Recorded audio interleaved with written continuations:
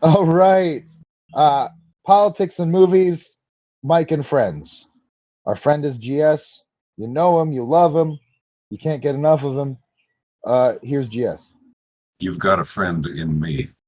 His name is Tim. Oh God. Say hi, Tim. Yes. Hi. That's There my he best is. Madonna.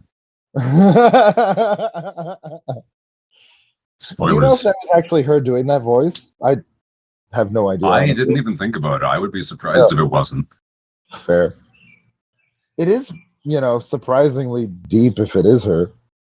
Well, during one of the songs, she shows off her impressive range and can sing quite low.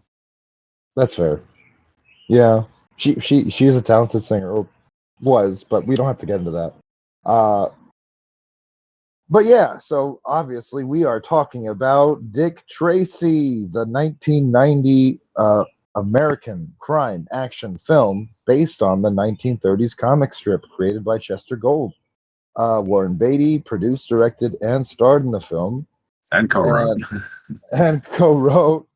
And, the rest of the cast is Al Pacino, Madonna, Glenn Headley, and Charlie Korsmo, Dustin Hoffman. I'll read all these fucking names. I don't care.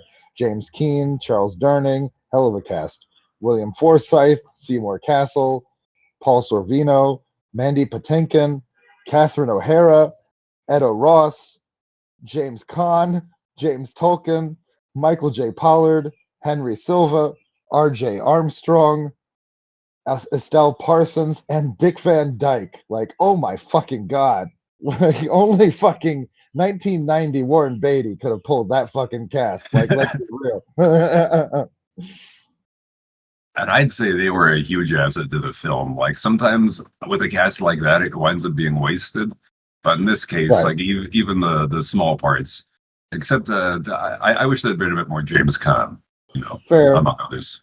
Yeah, he got blown up for his troubles. Yeah. And oh my God, I love Dustin Hoffman. Baby did it. Baby did it. Baby did it. I wasn't sure about that, but that has such a good payoff.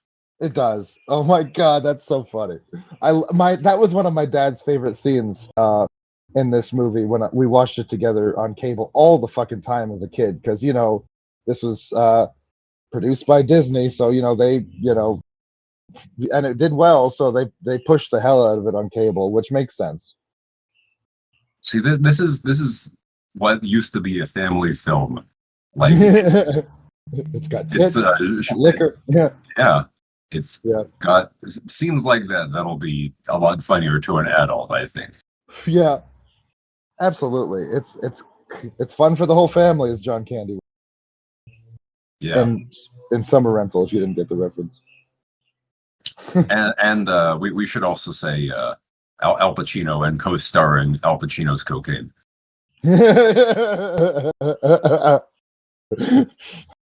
I'm gonna take your head and smash it like an egg. I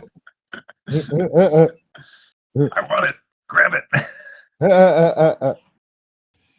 More. I love Pacino in this. He's so fucking insane. This is probably one of my hotter takes, but this is the first Pacino performance that I actually liked. Oh my God! Okay, no, I'll take it. It's normally just so incongruous and over the top, but here it was the perfect amount of cartoon. Right. Well, I'll briefly mention it. We'll talk about it more later. But it is interesting that he was fucking nominated for an Oscar for Best Supporting Actor for this fucking movie, and that was a huge game changer at the time. But more on that later. For this, yeah. Yeah, for this. For a fucking comic book movie in 1990, that was fucking unheard of. Well, I more mean for this performance. Oh, you're right, yeah. Because it's sure something. Yeah, as a Napoleon of crime. And more on that later too. Yeah, I don't think Al Capone was like that at all in real life. No, no, Napoleon was the best, example he used. Yeah, not Washington either. That doesn't make any fucking sense. What about Jefferson? Jefferson. No, that doesn't make sense either. Okay. That's an interesting thought experiment, though. Is Big Boy Caprice a revolutionary in any meaningful way? Kind of, I would say. Well, he has oligarchic aspirations. Okay, yeah. So kind of the opposite, but also not because of Well, he's trying to organize crime. right, right. Yeah, exactly. He's an entrepreneur. That is the normal reading. Yeah. So I tried to avoid that, but you can talk if you want. I don't know. I'd rather talk about Madonna's body. That's fair. You can do that too. And I'm not going to stop there you. it is. There it Grab is. it. Yeah. Breathless Mahoney. She's Irish. Give her a kiss. I don't think that'll be very lucky. No, she is The definitely blank our mask stays on during the sweating in the dark. yeah, fair. Is it in yet? Go deeper. Well, this is certainly not the gritty reboot of Curious George I was expecting going in. So that's an interesting thing. Like, okay, so how do you feel about this movie? I am genuinely curious, and I haven't asked you yet because I've been saving it for the episode. I've been saving myself for you. I loved it. It's the first time I've ever watched something and had the experience of it made me feel like a kid again. I didn't know I was capable of that. Oh fuck It's yeah, just it's just so filled with creativity and passion and stylistic decisions that are, bold and therefore highly divisive. But it's clever now and then and full of surprises.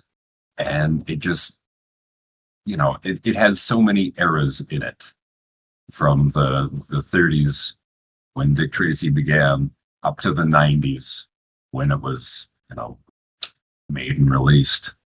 And Right. it's a synthesis and the send up of so much, except it does it organically and feels like a cohesive, experience. And it would be easy to say that it throws in a lot of things for the sake of, oh, remember this, remember that, like a lot of cliches and tropes. But I don't know, when done properly, I think that can be part of the fun. Like you're in on it with the movie, which is arguably the basis of Tarantino's filmography. So I Right. can see that not working for everybody, but oh boy, it worked for me. I have a profound hunger for matte paintings, and I am finally, for the first time in my life, satiated. Absolutely. Yeah. God. Oh my god, the design in this movie is fucking incredible. Love it. And it works so well in subtle ways, like early on when he's beating up you know the guy in the shack, and the shack is Yeah. shaking around, and then it falls down. It's like, this is some Roger Rabbit shit. Yeah. Like, this is what I want out of an adaptation of this sort of material. It felt very Adam West Batman, but with a budget in a way. Sure. Like a lot of the bold colors and the heightened reality that's still also weirdly grounded in a way. Like Yeah. it's not something you see often, and so the rarity of it was part of the appeal, because it's not easy to pull off. I would say, to strike that balance of Yeah. being very heightened and also grounded in some ways at the same time in the way this achieves. No, absolutely. Like Yeah. during the big shootout scene at the Ritz, like he turns around and starts shooting his Tommy gun. There's an explosion behind him, and it's so stupid. It's magnificent. I agree with Gene Siskel. This is an extraordinary as a creation of film. Yes. Siskel got it right sometimes.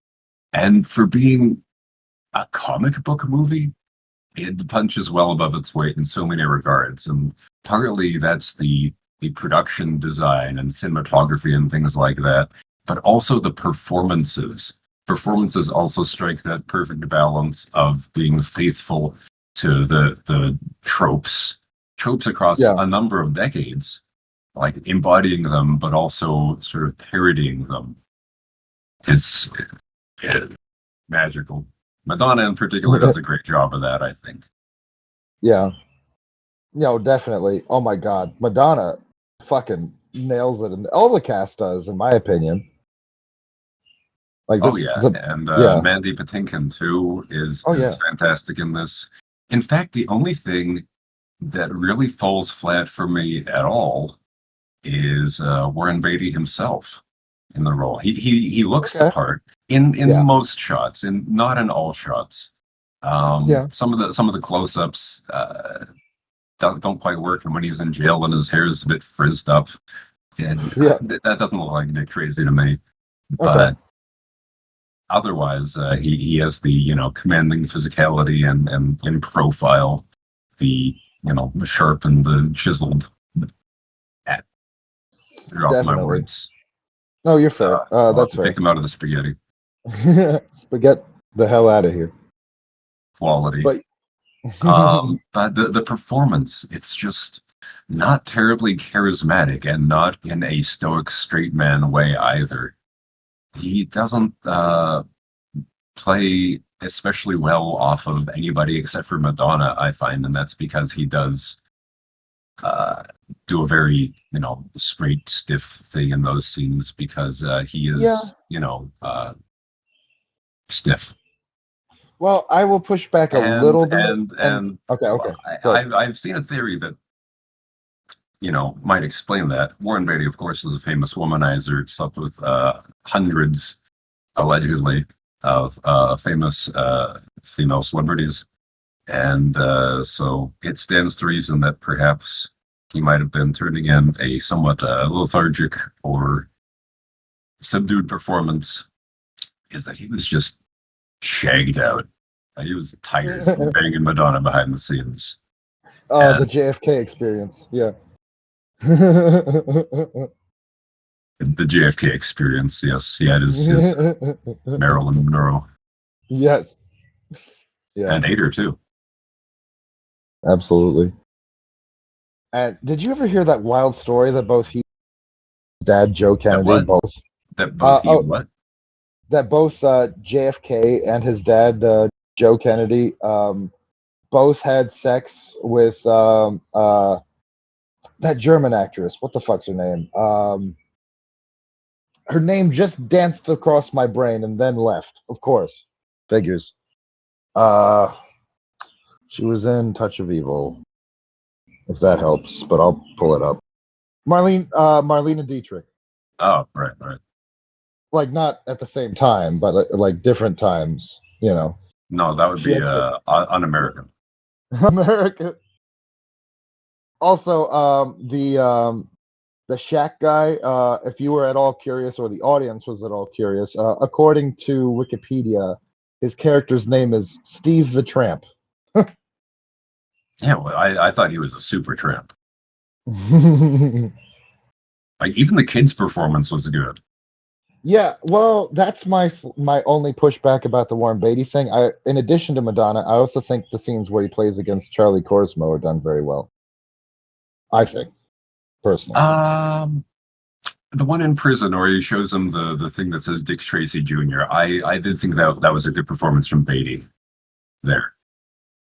I'm going to be honest, when I watched that scene again, because it has been years since I've seen this movie, that scene made me cry because I'm a little bitch. It is a good performance, and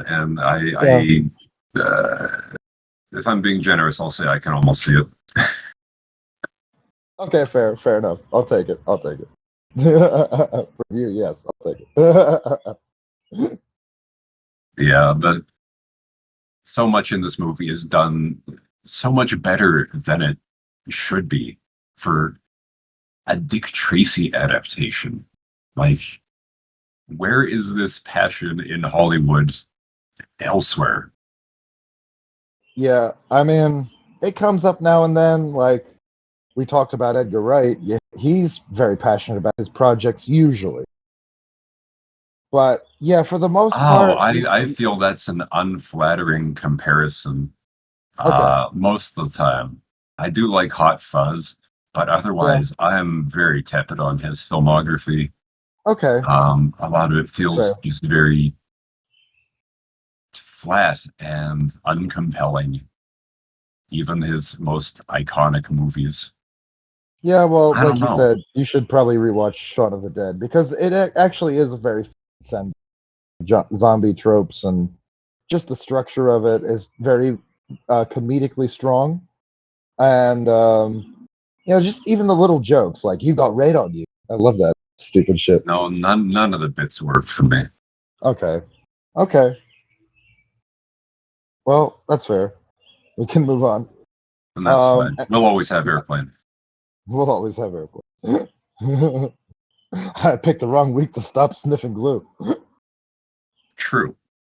All So, how right. familiar are you with the Dick Tracy IP? I haven't seen any of the other movies. I haven't heard the radio show.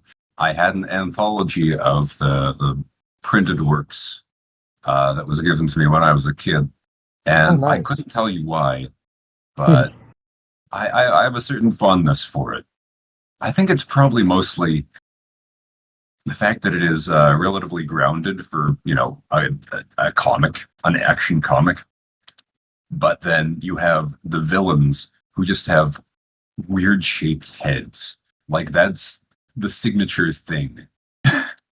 And that it's so surreal and bizarre against what's otherwise a fairly stock presentation is appealing to me.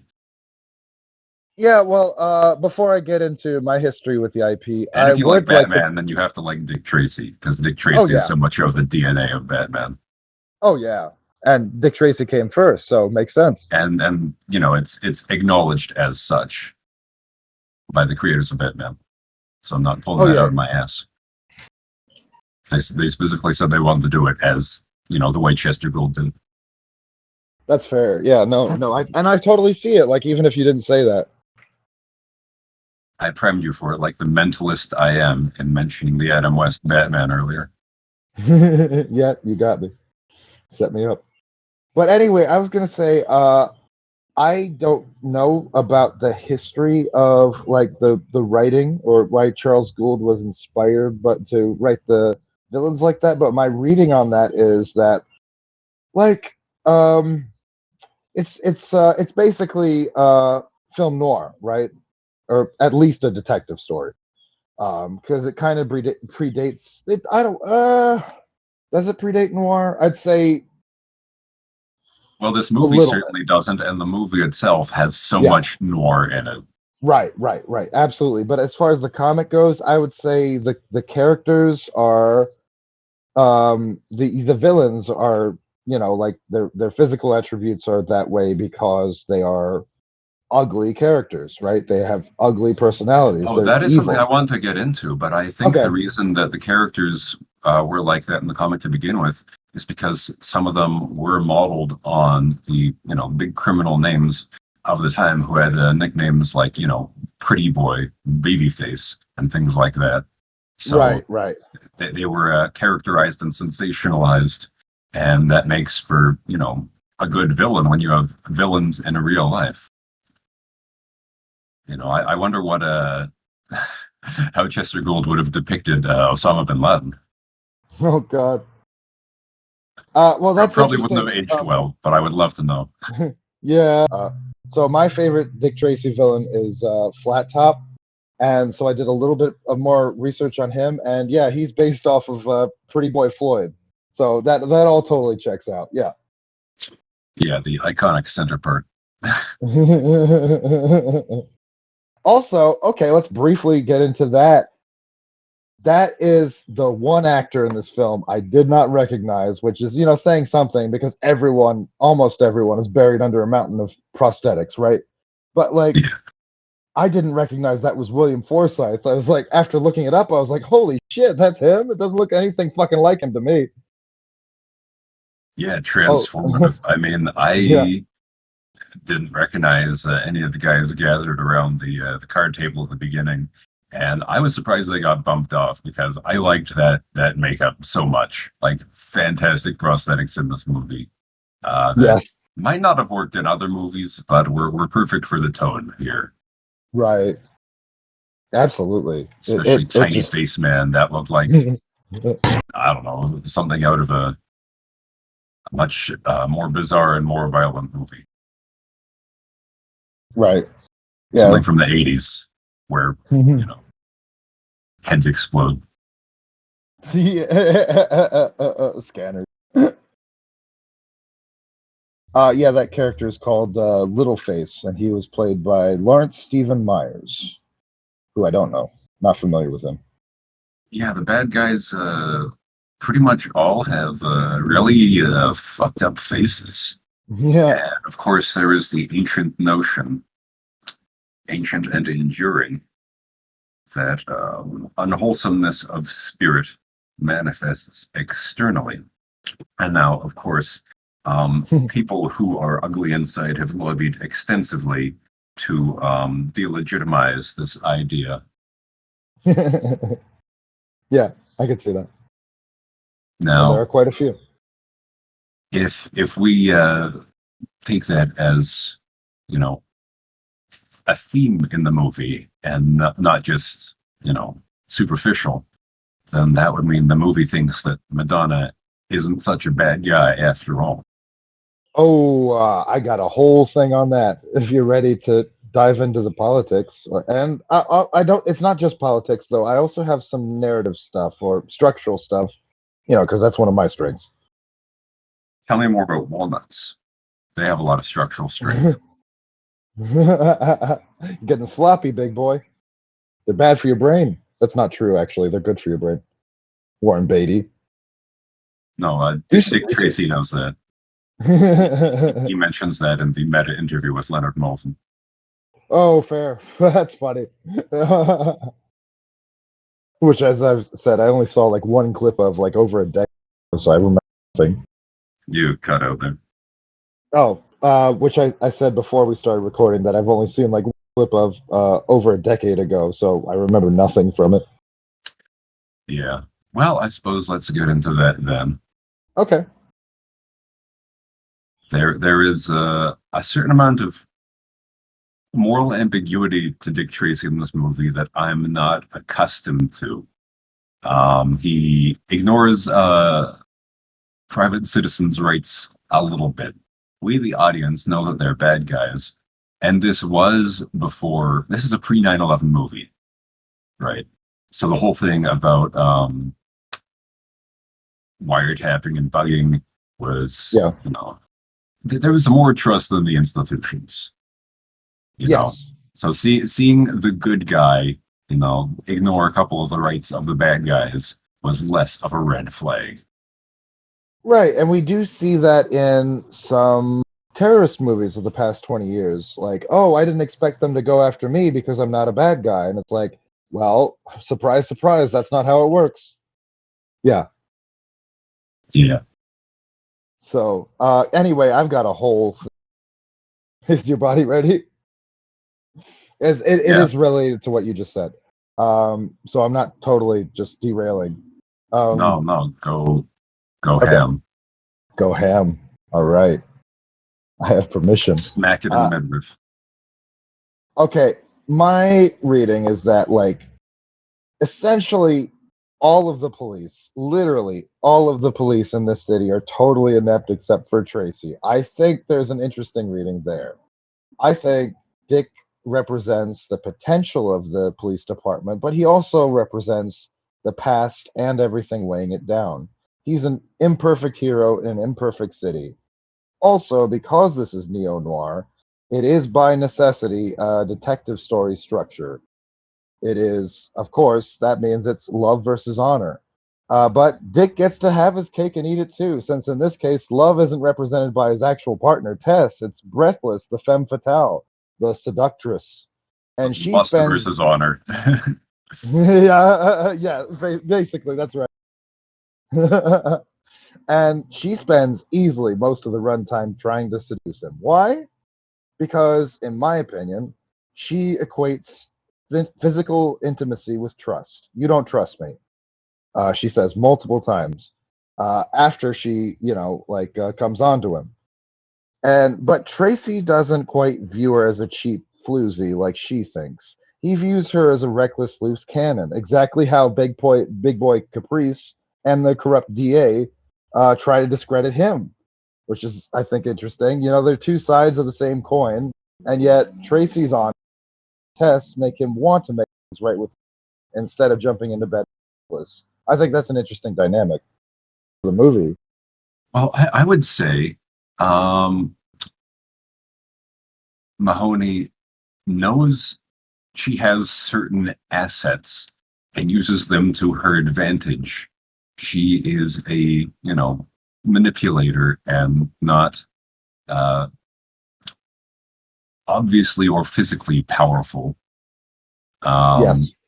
but capable of plotting and manipulating and sweating in the shadows.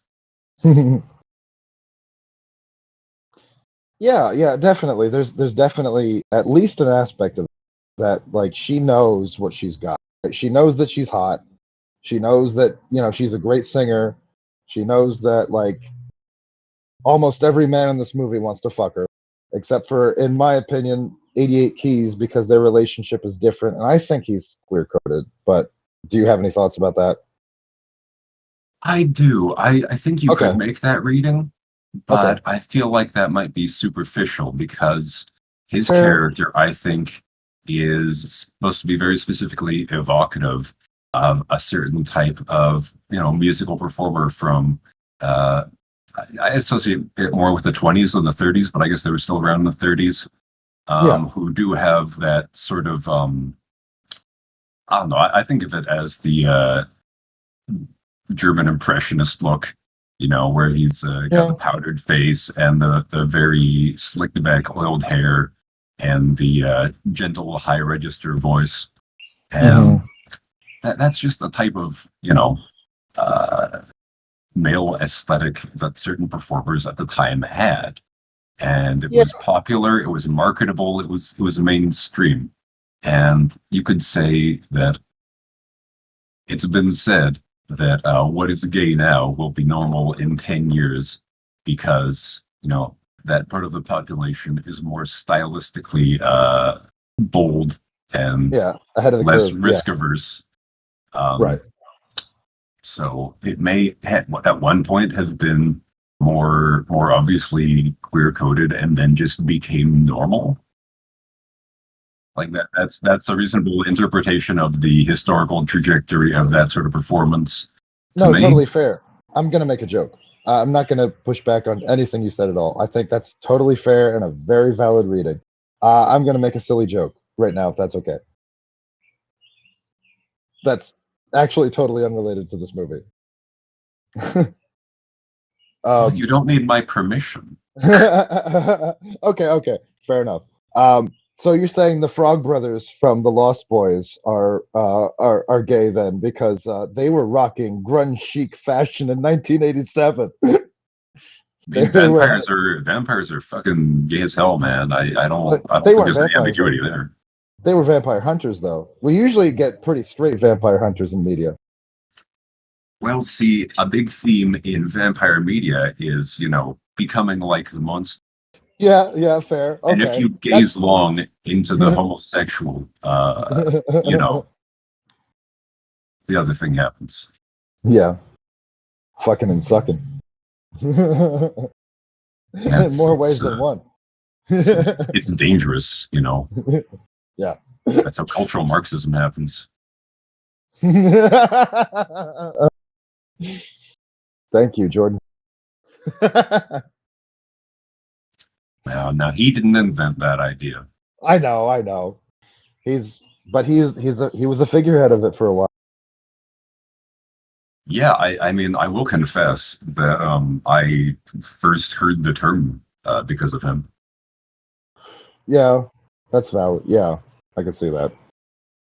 And although I don't know it to be true, I think it's an interesting lens to look at things through. You don't have to believe it, Okay. but you can Sure. say, Yeah. I don't believe it for these reasons. Right. That's a healthy way to engage with, you know, uh, concepts and dogma, especially. Yeah. Just be like, Yeah. I don't. Don't be Yeah. afraid of ideas. Right. Right. Say, Exactly. think about it, and you can say, oh, after some thought, I disagree with it for these reasons, and now I don't need to be afraid of it. Right. And then you can authoritatively defend your position. Counter. Yeah, a lot of people Yeah. cannot defend their positions Right. Yeah. because it's based on feelings rather than facts. Yeah. Fair. That is fair. Even though you're memeing on the Ben Shapiro fucking line. I'm Yeah, but honestly not, because there's just okay. a fundamental truth to that. It's like Yeah. there's this metaphor I heard once where if you want to change someone's opinion or change someone's mind about something, which incidentally I would not advise because that's not something you're going to be able to do in Right. It's very any emotionally taxing. situation. Yeah, Yeah. it's like there's a rider atop an elephant, and the rider is the reason, and the elephant is the feeling and the instinct.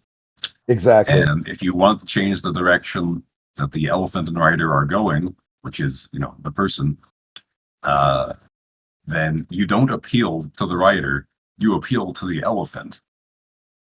That's a And very that's why rhetoric should be taught in schools, because yes. that's how you appeal to the elephant.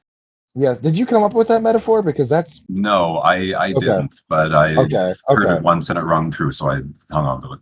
That's fair. I was gonna say that's fucking. But yeah, that's great. I love that.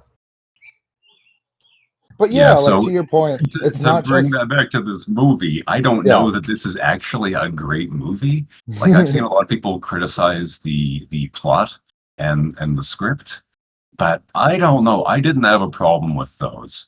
I was A big part of why this made me feel like a kid again is because I trusted the plot to go somewhere. And when, Tess and Tracy are knocked out of the greenhouse, and the whole thing about whatever the blank is doing, like, I trusted that it was gonna to pay off and go somewhere, and I wasn't being super critical of it the whole time, and thinking this is stupid and cliche, and I've already figured it all out. I hadn't figured it out. Like, it wasn't a plot I've seen exactly before. I Yeah, wasn't sure whose side the blank was on, and it turns out the blank is on the blank's side. that's fair. Well, you can criticize the dialogue as much as you want, but in I terms of the don't want to. script, I don't want to. I yeah, thought the dialogue fair. was perfect for the movie. Yeah, same. But like I'm saying to their point, like if that's their criticism or the script, especially, okay, the dialogue can be interpreted as weak some, but the structure is airtight. And I'm gonna get into that a little bit more in a bit. But dude, you cannot argue with that. The fucking structure of this movie is fucking perfect. Like fuck off if you think otherwise. Because you're wrong. Yeah, not everybody has a very high opinion of this movie though, so I'm not completely certain whether it's my elephant or my rider that were more satisfied. I said that analogy works perfect here, so I'll take it. Yeah, my ethosy and my logosy are both though. Primed. Yeah, All right. Okay. So, but I do say Dick Tracy's reliance on pure individual power shows the failure of the system. And not just that, he employs tactics that would absolutely be regarded as police brutality by modern standards, as you were getting at earlier. Coercing testimony, sweating mumbles under the lights and taunting him with the water, throwing a phone at Big Boy's men when he's attempting to interrogate them. And yeah, like so I definitely think he is our our modern hero, but he is very regressive in some ways of his thinking. And I don't I know. do think It's the eternal challenge of, you know, you could say all cops are bastards, and if you did, that would include Dick Tracy. But at the same time, when there are real criminals and our air quotes good guys are focusing their investigative efforts only on the actual bad guys, yeah. and not just shooting people's dogs, then it does seem a little more reasonable, I Yeah. think. And I don't know that we're showing all the other cops being incompetent. We're not showing them doing, much of anything. Bug seems to be doing his job pretty well until he, accidentally spills the coffee. Yeah, but like even to my point, like those guys are still reliant on Bugs and his two cop friends are both reliant on Dick Tracy's legwork, right? He's still when he's in prison, they ain't doing jack fuck. Big boy is fucking living the high life at that point. So yeah, they're still like, even though they are competent when they're on, they still rely heavily on Tracy, I would say. Well, that's just the, The the narrative law of of being the underdog here. Yeah. Because they have to abide by, certain rules, and they have only certain resources. They don't have a profit motive, which is, of course, the only thing that rouses the human spirit to great achievement. Thank you, capitalism. Fun narrative. Yeah. So crime does pay for a little while, at least. A little while, yeah. You have your fun, and then you fall down a fucking shaft in a clock tower to your death. Oh my god, that's a rough way to go. Yeah, Palpatine his shit. Yeah, basically. At least Except, he didn't say no. Or did he? I don't remember. No, he just screamed. It was, Ian McDermott going, yeah. No, I meant Pacino. Oh, yeah, no, same thing. Basically, he just yelled. Yeah. I just rewatched the movie, or finished rewatching the movie the night before last, so it's still pretty fresh in my mind. Yeah, he I just watched it yelled. last night, but I can't remember shit. That's fair.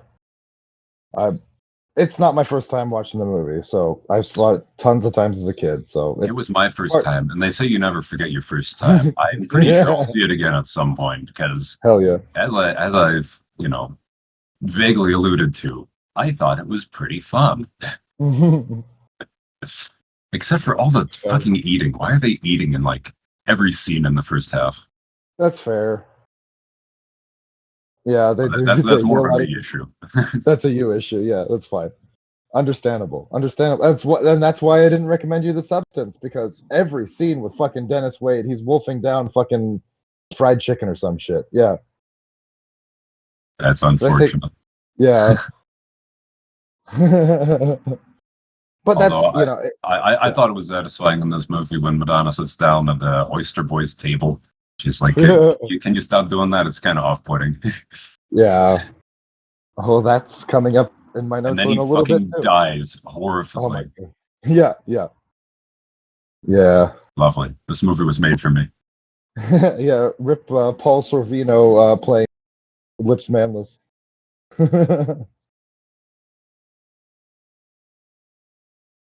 Wonder how I got these lips. I was sucking on too much pussy. That's the R-rated cut of this movie. Yeah, that one has 10 more hours of Madonna's nipples. Yeah. And she still is an exhibitionist, so she would have been up for that, definitely. Yeah, boy. They don't make them like they used to. Damn. In this case, somewhat literally. Interestingly, this was the first movie to use all digital audio, which Danny Elfman didn't like, who did the awesome score. I like the score a lot. Yeah, it's And great. usually, I don't like most movie scores very much. They're sort of, no shade to film composers. They're simply not given enough time to make something amazing, which is why the score for Star Trek: The Motion Picture is so good. It's because there was a delay and he had more time to work on the score. So Yeah. where was I going? Plus, oh yeah, Danny Elfman says that in digital mixes, there's a propensity sometimes for sound effects to be mixed higher than the score, so the score kind of gets drowned out by the incidental sounds. I don't know. I didn't have a problem with the mix on this, so maybe he's full of shit or just being a boomer. Who knows? But this movie was also the last movie to date to use the sodium vapor process. Now, what that is essentially like green screen or blue screen, but for film. In that there's a very specific 589 nanometers, I think. I'm not looking it up. That's the yellow that they can key out because they have a special prism and they're shooting to two rolls of film at the same time, and one is exposed as a perfect matte based on this yellow wavelength. And so you don't have nearly as many generations of film when you're compositing, and it's a lot crisper, and you don't get ugly matte lines. And that's part of why this movie looks so fantastic, is because they use this perfectly keyed analog matte system that I don't know why it's not still being used among film purists, honestly, because it does work so well, and it always has. It's famous examples of how live actors were able to be inserted into animation in movies. That was done with the sodium vapor process, and it looks fucking fantastic. And you get the full color because you're not keying out like all green or all blue, which would not work for this movie because it has such bold colors. And that was a very conscious production design decision to have only 7 colors in the palette, and for them all to be perfectly matching. So it's not just any yellow, it's the specific yellow they're going for, or the red or the purple or whatever. I wasn't sure how I felt about that at first, because in the frame, the color can repeat enough times that it gets a bit weird looking, distracting. And the fact that one copy is dressed in red and one copy is dressed in green, it's a bit I can see that not working for someone. It's extremely faithful to the comic, and for that reason alone, I wouldn't consider criticizing it. And I did eventually stop noticing it as the film went along, but yeah, it's well served in both regards, I would say. Demonstrably, it still looks like $1 million. Absolutely. People are still talking about how good this movie looks. Yeah, exactly. Perfect. And the matte paintings look like matte paintings, but they're supposed to. Yeah, right? That's the point. It's a comic book feel. Yeah, it works perfectly with this aesthetic. Yeah, it's wonderful, incredible. Yeah, I can't believe. Yeah, I can't believe this. I said I can't believe this movie got made. Honestly, it's just so well done, and of course it was Warren Beatty's passion project, so that makes sense. He had a lot of pull at the time, even after Ishtar came out. Yeah. These men are puns. I know the meme line. That's it. Yeah. Apparently, it's not even not a good movie. I don't know. I haven't seen it, so I just know the memes too. I was like, do I want to devote the emotional energy to that movie? Not now. And not now is all the time. Because I have no problem with watching our bad next movies, episode will be on Ishtar. Stay tuned. Press X to doubt. Well, it's a fact, so it doesn't matter how you feel about it. Yeah. My feelings are worthless. Anyway. Anyway, I'd never So are told my you. facts in a post-truth universe. Yeah, fair, valid. Anyway, I never told you how I am familiar with this IP beyond this movie. Um, in when I worked at the aquarium, the Baltimore Aquarium, in the gift Oh yeah, shop. back in the age of Aquarius. Yeah, 2012 Aquarium. I don't know what sign. Show me your hair. I I want to smell them. I don't know fuck all about astrology to begin with, but yeah.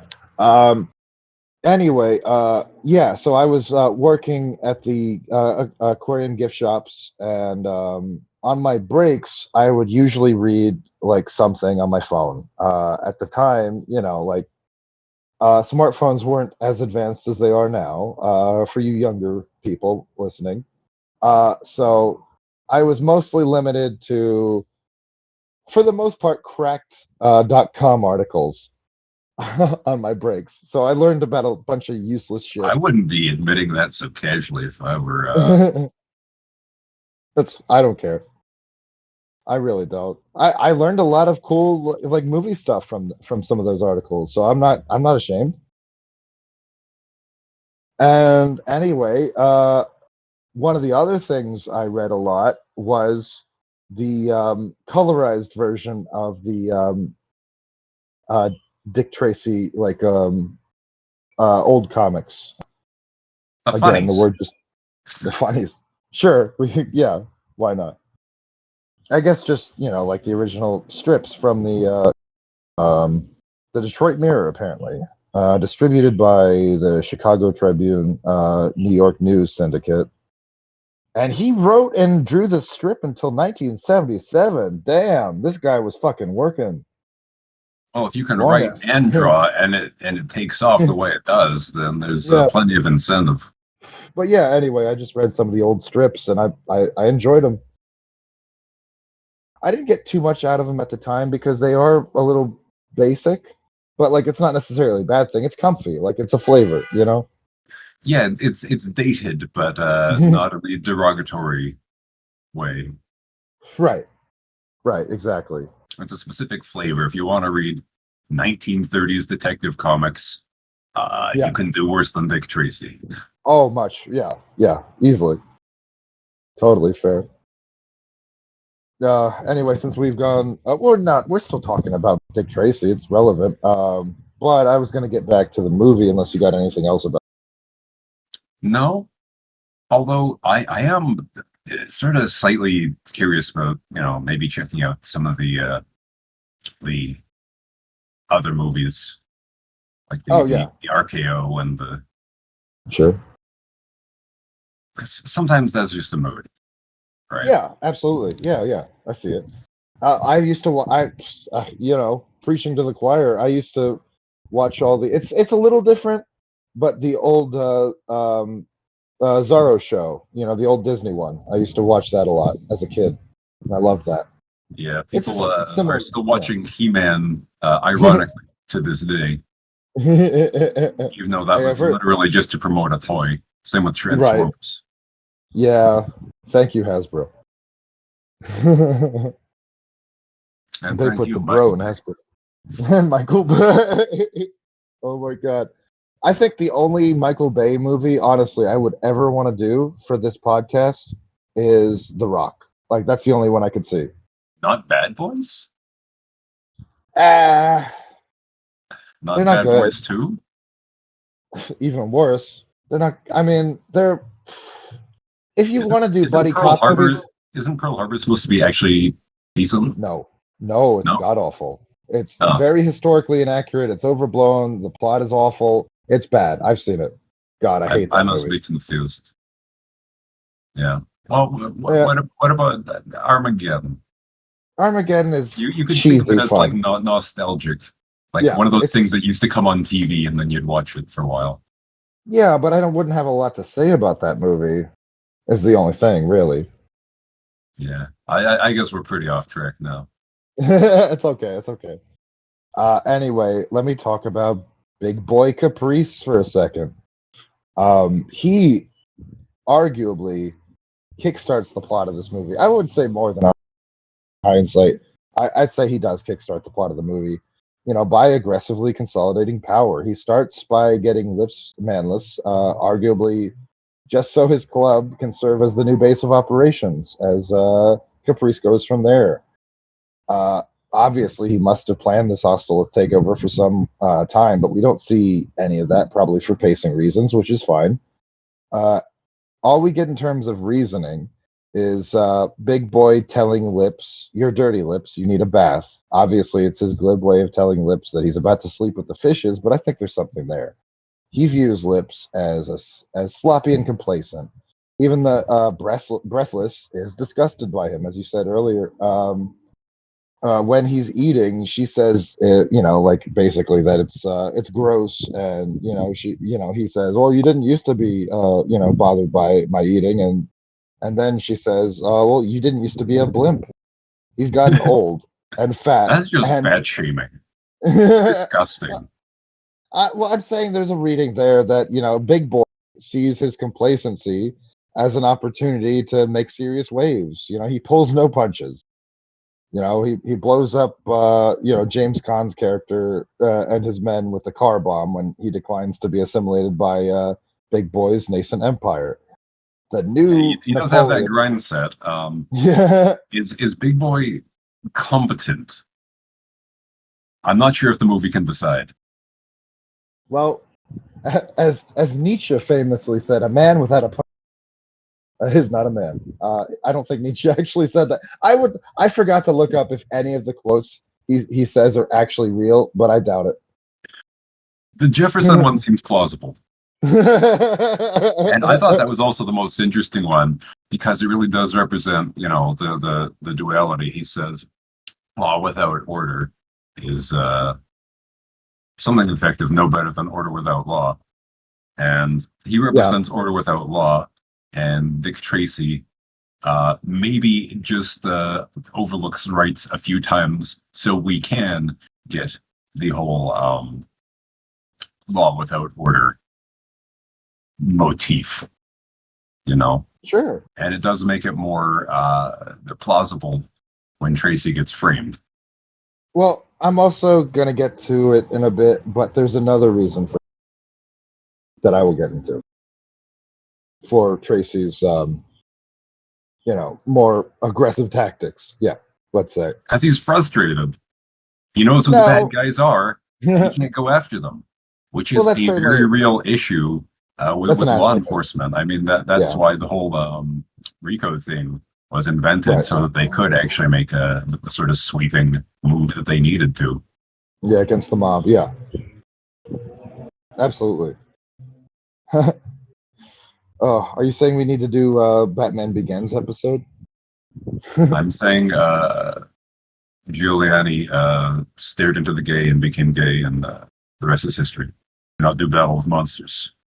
Or you too will sweat black tar. Please continue. Okay.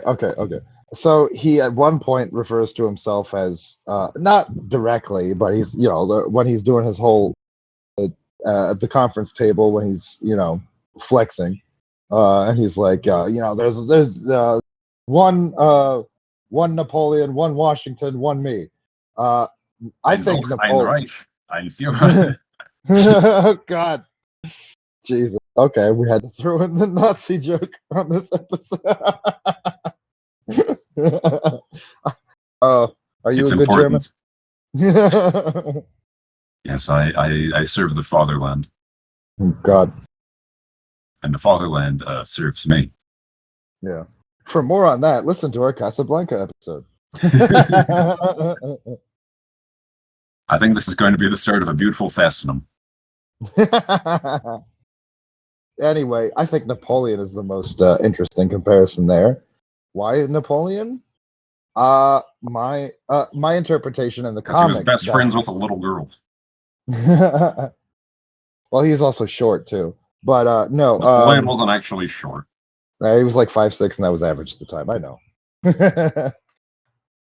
I know. It's just the meme. But he Yeah, I does look think curiously rosy and boyish in every depiction. yeah, but like yeah, that to your point, that was just propaganda at the time. By I believe the Brits to paint him as little piss baby. And some similar shit happened with Catherine the Great, where the shit about her being like very promiscuous. That's bullshit. That's not true. Although, if there's going to be a legend about how you die, uh, dying by horsecock is not the worst. People remember that. I feel like one of the reasons they went after, one of the many reasons they went after so aggressively is because she was a woman at a time when women generally didn't have that kind of power, especially in Europe, or I guess technically Russia, but it was the European side of Russia, let's say. Well, there have always been female leaders, and it is less common, but Yeah, certainly not unprecedented. that's why I specified Europe. It wasn't as common, especially in that time. It was pretty rare in Europe. But anyway, I'm getting distracted again. Yeah, women would rather manipulate from the shadows as a rule. Anyway, the Napoleon thing. He starts. It doesn't really get into this for the movie, but he was Lips Manlis's protege, and you can kind of tell. But like, that's never specifically mentioned, Oh, right? I couldn't tell at all. Okay, yeah, but yeah, he was Lips' protege, and that's why he's Napoleon, because Lips sent him into exile, basically. And this is him coming back and fucking killing Lips and taking over his club and consolidating power. That's him, coming back, from That's exile. narratively interesting. I wish there'd been a nod to that. Okay, fair. Yeah, it's very subtle, but I love it. If you know, yeah, if you know, it's more of an if you know. Yeah, I wish that had been alluded to in the movie, because that would, it wouldn't take much time or effort, and Yeah, would, added that other dimension to yeah, and they could have the done it in internal like 3 lines. politics and melodrama Yeah, of organized and quasi-organized crime in the Dickverse. right. Absolutely. The lore, if you will. Yes, it is lore. I am lore. Well, that's unfortunate. But then, yeah, like Dick Tracy attempts to get him off the streets several times, but it's too late. Caprice owns the DA and most of the muscle in town by the time even the Golden Boy gets involved. So like even when it seems like he's ahead, he's for most of the movie he's behind the eight ball, until basically the very end. I think that's a narrative framing choice for this, but it's not like unusual. It's fairly standard action pacing and structure. So I wouldn't get into that too much. But did you have any thoughts about that? Sorry, I did zone out for a sec. Who were you talking about being behind the eight ball? Oh, Dick Tracy himself, the character for most of the movie. Yeah. Yeah, well, he does experience a second act low point. Yeah, that's what I'm saying. It's tropey, it's action tropes and structure, but yeah, like, and if that's your criticism of this, okay, that's a very superficial criticism to have. But okay, go off, I guess. Yeah, well, it seems that crime has won Yeah, for a little while. That the underdog has been defeated by certain machinations that we don't learn more about until later. The blank doesn't really start moving until Manlis gets knocked off. So, but in this movie, we're sort of introduced to the blank being a thing yeah, after the hostile takeover occurs, right. and she's not happy with new management, quite understandably. No, well, yeah, to your point, she isn't complacent, right? She's the one calling Lips out on his shit. Like she's not afraid of him or anything, and she's like roasting him in front of his fucking associates, and like maybe they can't hear or whatever, but like still, that's pretty bold, I think. Yeah, well, maybe I think he really is just complacent. Like he's not interested in Yeah. throwing his weight around too much anymore. He's just, enjoying what he's got. Which, fair enough. He's in early retirement, and she is still his object, Yeah. right? But you know, she's getting something out of it. Maybe it's not disagreeable enough to She gets inspire security. her to take action. Yeah. So the moral of the story, fellas, is you can be a piece of shit, but only to a certain extent. Right. Everybody's got their limits, even the Nora Dames. Although I would say it's easier not to play with fire in the first place. Live by the sword, die by the sword. You know. Perhaps. Yeah. Nah. Anyway, are you ready for my next point? Yeah. Put it in. All right. Slide it in. The tip. All right. So since Tracy represents both the past and the future, what tips the scales? I would say his relationships with Tess and the kid. Oh my God, this is such a good script. And I think to think it was written by the guys that wrote Top Gun and Legal Eagles, like those are fun, but honestly not good. This is a good movie, I would say.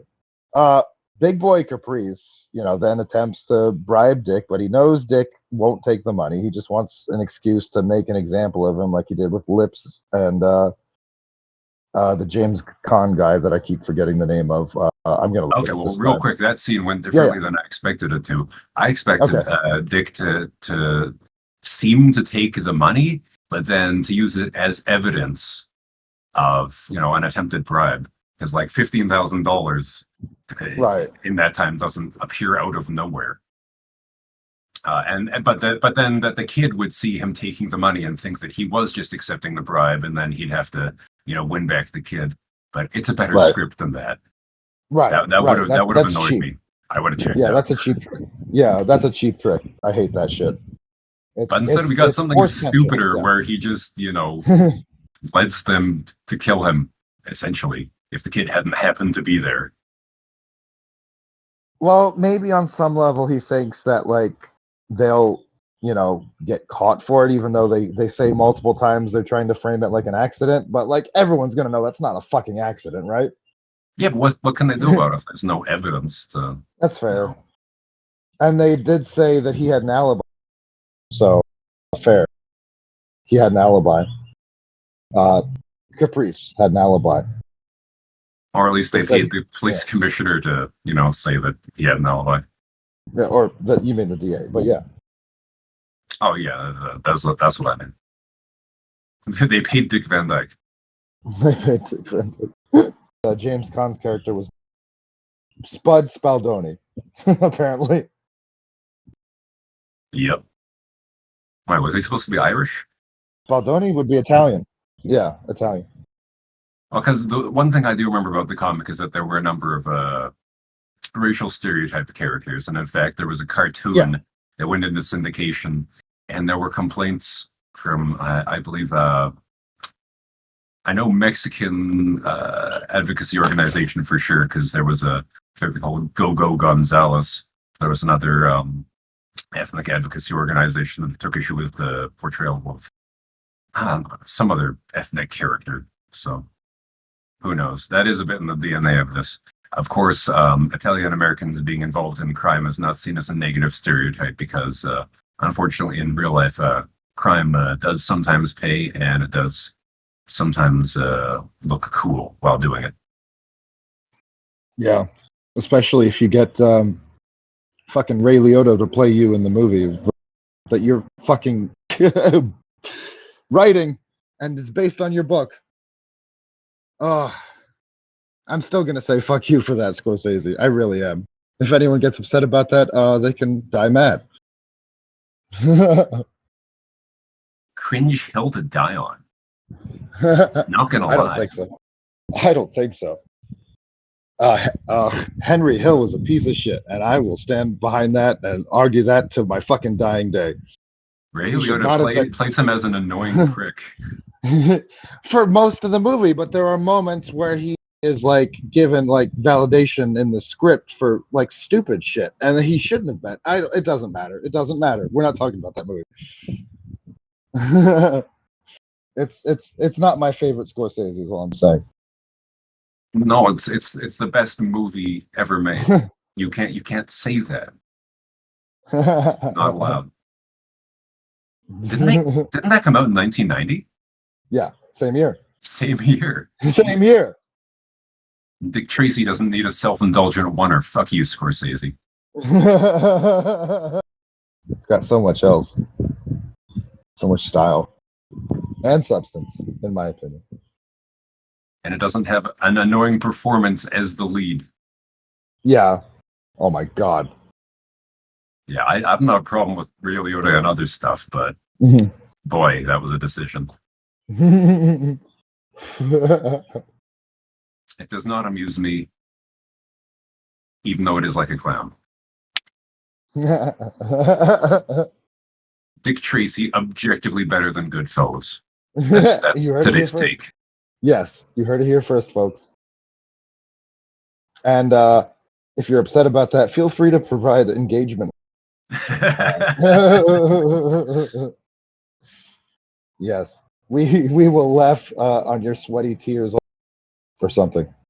Yeah, sweaty tears. I don't know what the fuck that means. Anyway, it's all salt. It's all salt. Call me Mothman because I'm drinking that shit. I don't know. I guess that's butterflies, isn't it? Do moths do that too? I don't know. Let's talk more about Dick Tracy the movie.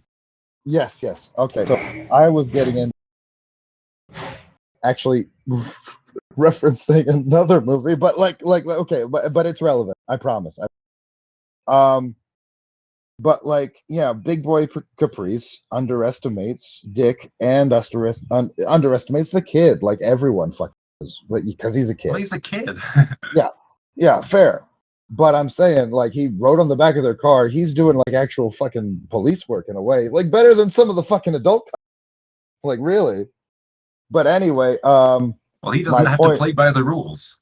Yeah, fair. He's not bound to any kind of ethics or laws. Yeah, really. Well, the normal laws. It's the law. He's got to go back to the orphanage. He's bound by that one, but it's only selectively enforced, and that's okay for the narrative of this movie. Because he only goes back to the orphanage. Makes sense for the plot, and that's fine. Okay, I'm here for it. I wonder if all orphanages suck, because they're used often as a device in media for like a threat that you don't want to wind up in if you're a child character. Orphanages were replaced with the foster care system in the 80s. All orphanages were phased out in the early 80s. Oh, where do you put the orphans that don't have a foster family yet? In a box under the freeway? Yeah, basically. Oh. No, they're held by CPS until a foster family can be located. Usually, sometimes it's complicated. That's a whole thing. If you want to get into it, you could, because it is relevant. Yeah, I mean, like it seems so little changed from the time of Dickens, Yeah, it's the same shit, just a different smell to it. Yeah, because foster family, that's not a great system. Oh my god.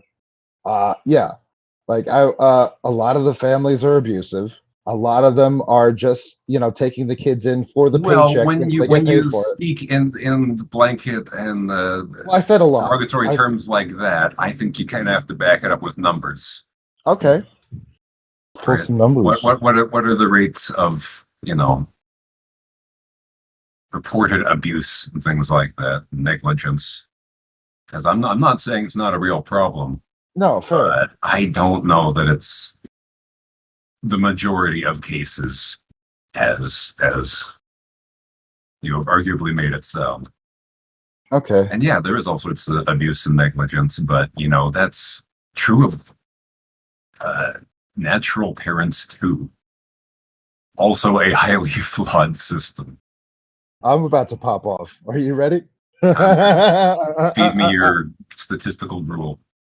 All right, so this is from the National Survey of Child and Adolescent Well-Being that was commissioned by the Administration for Children and Families Office of Planning, Research, and Evaluation. So our numbers are okay. It's so first ages, 1 to 2 years is 24%. 24% what? 3 to 5, 24% of 1 to 2 year olds in foster care are abused. Jesus. Yeah. 1 to 2 year olds. What the fuck are they doing wrong? They don't know shit. How is this being discovered and reported? Like CPS shows up for a wellness check and they're like, dude, what the fuck is going on here? And what are the criteria for abuse here? Are they unfair, perhaps? You know? So there's always a more complex story as a rule. That's fair. I will just read you the entire section on research methodology. Okay. I think that's fair.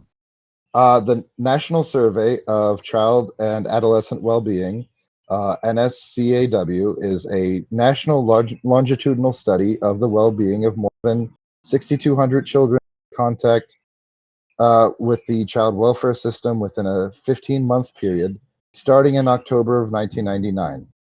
These children, ages 14 and younger, were selected from two groups, 5,501 from among those entering the child protective system in that period, and 727 from among children who had been in out-of-home placement for about 12 months.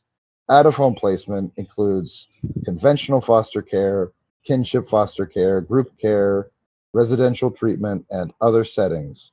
Throughout this brief, we generally refer to these as out-of-home placements as foster care. This research brief, so it's inclusive. It does include stuff that isn't technically foster parents. So yeah, like that's a factor. This research brief focuses on the 727 children who had been in foster care, specifically foster care, for 12 months at the time the study began.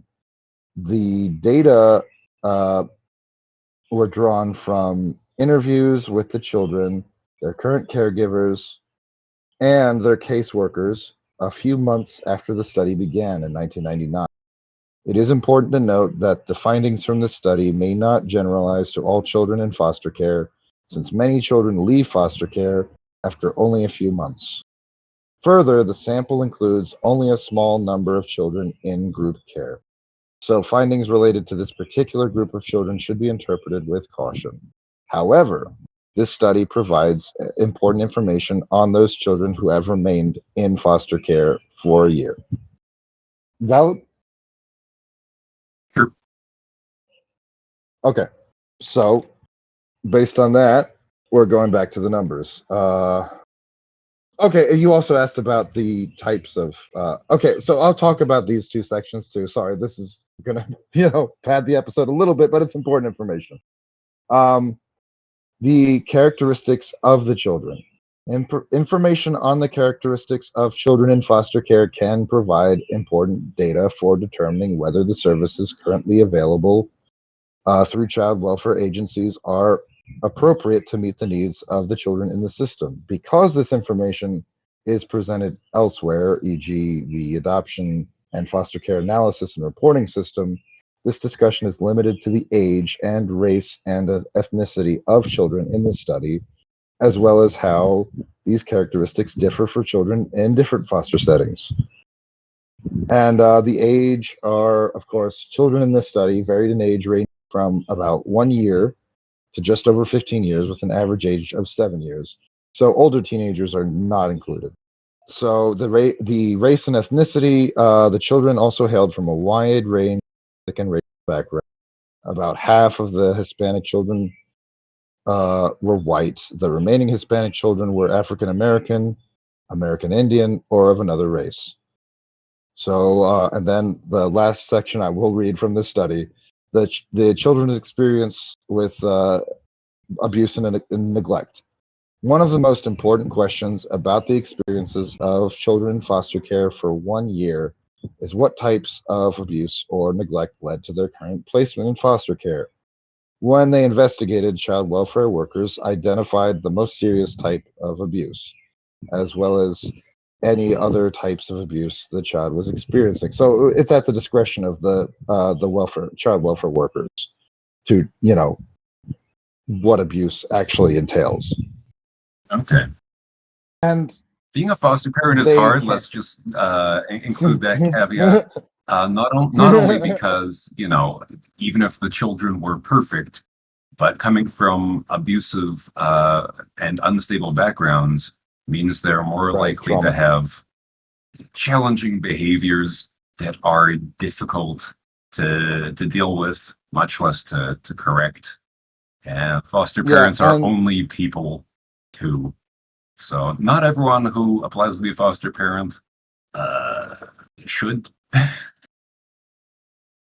And yeah, it's and it's funny you mention that because I recently rewatched sorry, just real quick. Rewatched the Mark Wahlberg movie Instant Family, and it actually conveys that surprisingly well. Just like how these traumatized kids versus these idealistic, parents who are just trying to help the kids out, but like the kids are very fucking traumatized from past experiences, and it takes a while for them to warm up to the new parents, even though they're trying their best. yeah, So yeah, that does happen, I'm sure. these feral and savage animals cannot be reasoned with. And positive reinforcement can take a while before you see Yeah. positive results. But in Big Tracy, that happens pretty fast. Yeah. He just treats the kid with an unconditional positive regard, basic respect, and doesn't, punish the kid. And the kid comes around eventually. So it's a shortened version of that character arc from real life, but it works for these purposes, Oh yeah. And it reinforces further Absolutely. that Dick Tracy is essentially a good guy, that even this, feral Right. miscreant comes to trust and respect and even love him. Yeah, and I've also got more on that in a second. Oh, I did promise you the actual numbers on the study, so I'm gonna hit you with those before we yeah. move on, if that's okay. They're Yeah. fucking toddlers. So 24% 1 to 2 years, 17% 3 to 5 years, not as bad. Okay. 6 to 10 years, 32%. Jesus Christ. 11 years or older, 27%. And that's just by age. And then, oh boy, we get into race and ethnicity. You've got to hit the red-headed African stepchildren. well, This is known. apparently it's not them being hit. African American and non-Hispanic, 45%. That sound is a good punctuation for the number. Yeah. You could hear a pin drop. Yeah. God, 45%. Jesus fucking Christ. What? Let the kids wake up in the morning, you hit them over the head with a pan? What the fuck is going on? Sometimes you just gotta shake these. Oh my God, dude. Okay, fine. At least you said it fast. All right. White, non-Hispanic, 31%. Hispanic in general. Hispanic in this case would, of course, refer to just Spanish speaking, not necessarily ethnicity, just Spanish speaking, 17%. And others, 7%. That wasn't a term of disparagement, by the way. I love a. The most common type of maltreatment was, and I won't get into all of it because that's a lot. There is a lot. Failure to supervise. Yeah, just Whatever negligence. that means in this context. Negligence, yeah, basically. But unfortunately, sexual abuse is pretty high. It's not even third place, but it's still fucking high. Much higher than it should be. Jesus. Ugh. Anyway, God, that's depressing. But okay, back to the movie. That was a tangent. but it made sense. So Come on, Dick, it don't make works. me go to the orphanage. Yeah, They'll touch my Tracy Jr. apparently, God. And back then, who the fuck knows? Because those numbers would not have been reported back then. Jeez. No, yeah, that's why you just leave it in the care of the nuns and hope for the best. God. Oh, we should do Spotlight at some point. I love that movie. Sure, I It's like very Mark well Ruffalo. done. Yeah, he's fun in it. Everyone is. He's fun in it. Yeah, it's a very fun movie. I didn't say that. Did I say that? Yeah, it's just a light little thing to put on in the background. Thanksgiving dinner. Oh, by the way, your local priest is probably a pedophile. I watch it every Lent. Oh God. Anyway, so yeah, they're in the fucking basement with the fucking the fucking boiler, and he's gonna blow him up. Yeah. So my point is, I was just gonna make a silly joke. Big boy Caprice forgets about the future, just like Lieutenant Eckhart. Sorry, I had to. Usually we do actor illusion. Not many opportunities for a score illusion, and of course, Danny Elfman also did Batman '89, the year before. I don't get it. Is this a But reference then to Aaron Eckhart? a very small role. Okay. If you want me to get into it, Lieutenant Eckhart is a character in Batman '89. It's kind of a small role, but fun fact: he's played by the same actor that played Porkins in Star Wars. A New Hope. Sure. Yeah. Anyway, doesn't matter. But he's his this thing that he and Jack Nicholson's Joker, say to each other, a few times is think about the future, and then in the scene in the Axis chemical, he says one last time to Eckhart, oh Eckhart, think about the future, and then he shoots him dead. How does Caprice for not thinking about the future? I missed that. The kid. Oh, The because kid the is there children are our to save future. Tracy. Yeah. Well, that's an aspect of this movie, because I mentioned that Dick Tracy himself is also weighed down by the past, but what brings him out of that is his relationships with Tess and the kid in different ways.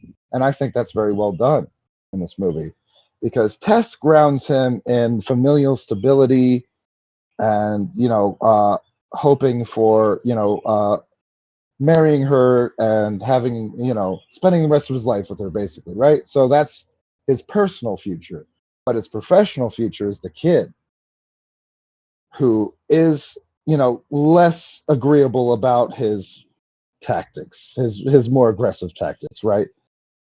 So so the kid is more like what the modern police force should be, God, enlightened and forward thinking, and not relying on brutality or confirmation bias or any of that stupid that cops have relied on forever in some capacity. Right? This seems like a mythical future for police. That yeah. If only utopian police force. Yeah, it's not at all grounded in reality, but it's a movie, and it's cute. I don't know. I don't really get that. He knows what Dick teaches him, and from what he has learned from being a street urchin, to be street smart. Well, he does pick up some things from Dick, but his morals, I would argue, are his own. Or walnuts. Unfortunately. Yeah, it's his rosebud. We never got to see his rosebud. Maybe in the R-rated cut. I bet Ishtar is going to be another Zardos, where it turns out we know it just from the memes, but it is actually like a decent movie. That's my prophecy. Okay, so here are a couple things I did forget. Like even the kid had regressive readings like You're cutting out a lot. to test. Oh my god, give me a second. I need to readjust. I was so like one thing I did forget is that the kid does have a lot of like regressive kind of leanings. Like he, like one of the first things he says to Tess is, I don't like dames, right? But like whatever, he's a kid, Well, he has silly a kid. lark. He warms up to her after, Yeah, she's not like other yeah, girls. She can throw ball, yeah. and she likes being Mhm. independent. And I think And that's an literally the last, interesting aspect of her character, right? Because there's this cheap floozy throwing herself and they throughout the movie, but she doesn't right, quite land. It's because he already has someone else that he has to, work for. It's the right. artificial scarcity, right? Makes it seem more valuable. Yeah, and she's a lot more emotionally mature, even than Dick Tracy. Or And maybe he she just kind of has an needs that. avoidant attachment style. We don't really know too much about Yeah, her deal. that's fair. No, that's fair.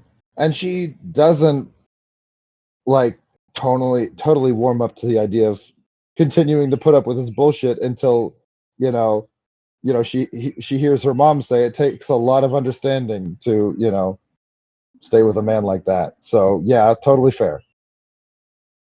Just a throwaway thing her mom said just totally resonated with her to the point where she's like, okay, I'm just gonna put up with all this shit from now on. Okay, works for me. Well, he puts up with I'm her. like, okay, yeah, fair. I mean, they love each other. It's not easy all the time. It's very complicated. Sometimes relationships are hard. Yes, we know that. Yeah. Happens when you play on the street, but but don't expect me to like him. yeah, but that is interesting for the kids are very end. What's the very last line of the movie? Tracy, I kind of like that dame. So yeah, fits. They had a rocky relationship, but then they had a kid, and it brought them closer together. This is an object lesson. If you have a rocky relationship, simply introduce a child, and everything will get better. My God, that's funny. So we should be getting all our life lessons from movies. There's so much wisdom you can condense into an hour and 40 minutes.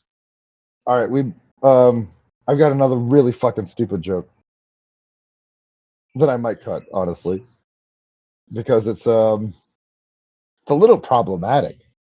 Oh, that's my job. Yeah, well, sucks to suck. Beat you to the I'll punch. share the load. Is Itchy trans? 30 seconds, no more dick. 30 seconds, no more dick. I had to. Sorry. Maybe. No, that's a reading. I mean, you did occasionally used to get things like that in comics, people Subversive types, especially during the Hays Code. Yeah, we've talked about that definitely. yeah, and But yeah, partly Hays because it was just, a novel thing. Like what can I do to this character to make them quirky and different? yeah. But yeah, similar thing though. The comics equivalent of the Hays Code was the Comics Code Authority, and they were very fucking strict about certain things depicted in comics. Um, not as much early on, but like I don't think they were even active in the 30s. I should check that before saying. Well, no, it's like you have all the freedoms that your free will allow until someone makes a problem for others, and then you lose your No, right to bit by bit, and was that's what it means to be part of a society. right. No. Yeah, well. I mean, the comics. Yeah, I was right though. Code Authority wasn't established until 1954. According to Wikipedia. But like, yeah. So it was. They were king, especially in the 60s and 70s. There were certain things that couldn't be depicted, but that's why the Spectre was such a fucking incredible comic because they found every fucking loophole to depict body horror and shit. Um, at one point, the Spectre kills a drug dealer with syringe fingers. Years before Freddy Krueger did it in Dream Warriors, like a decade before, and they got away with that because of that provided against like specific weapons and stuff. They didn't say anything about finger syringes, so fuck you.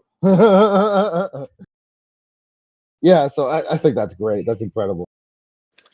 Yeah, and that's something interesting about the violence in this movie is that you don't, it's not graphic. It is, sometimes visceral, but it's always, shot in shadow, or you just see a guy's arm loll out of a car window or something. So it doesn't lack, a sort of grounded immediacy or weight, even though it is shown off screen.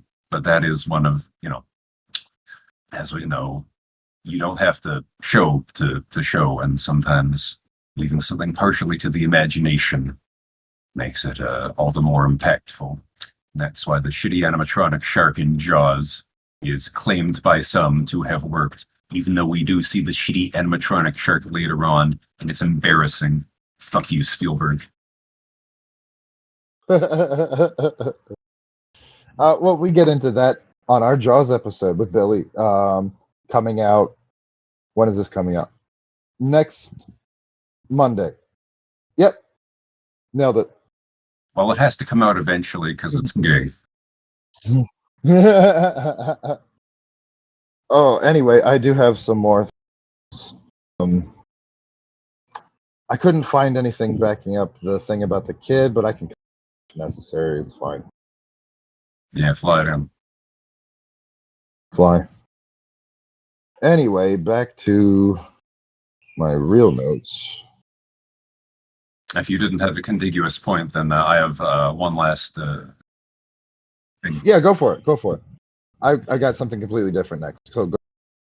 Well, during the crime wave sequence, I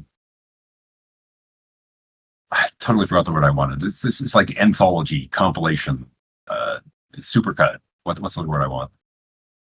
Montage. There we go.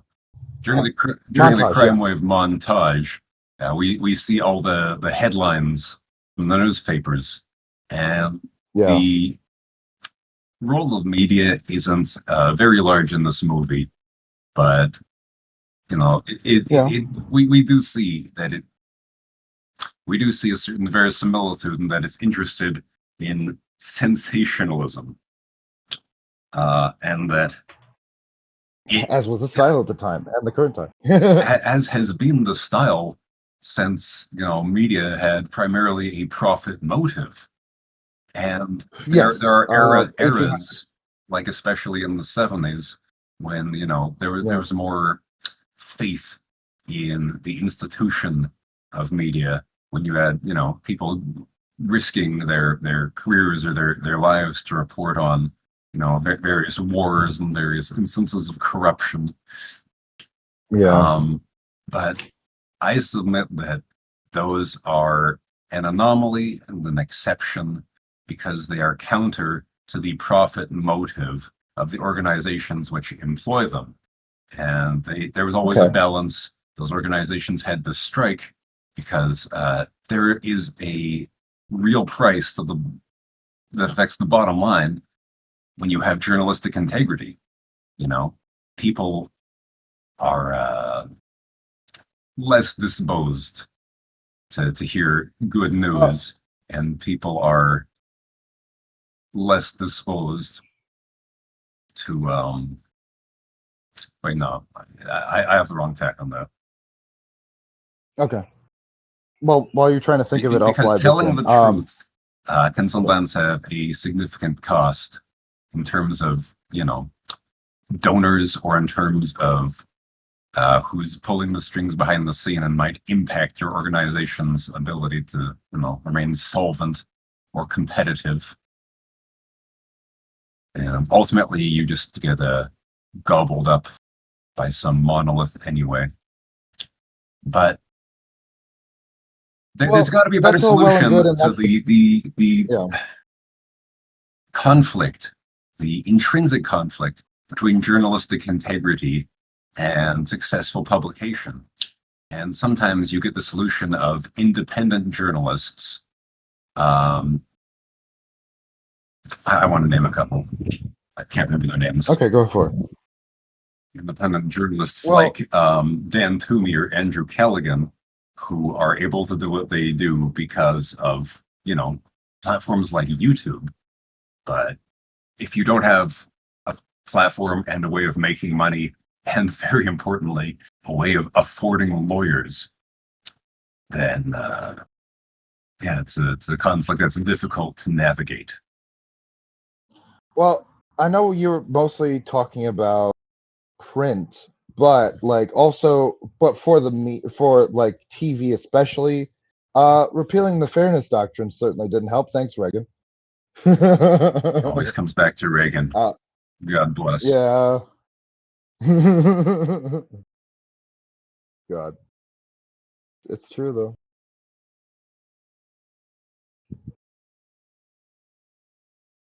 Well, print and All right, also I've got screen because, Walter Cronkite used to be yeah, a trusted name. But that was back before, yeah, importantly, there was as yeah, much criticality around the integrity and as much transparency about the machinations of media. So right. names and voices that you trusted and believed Mhm.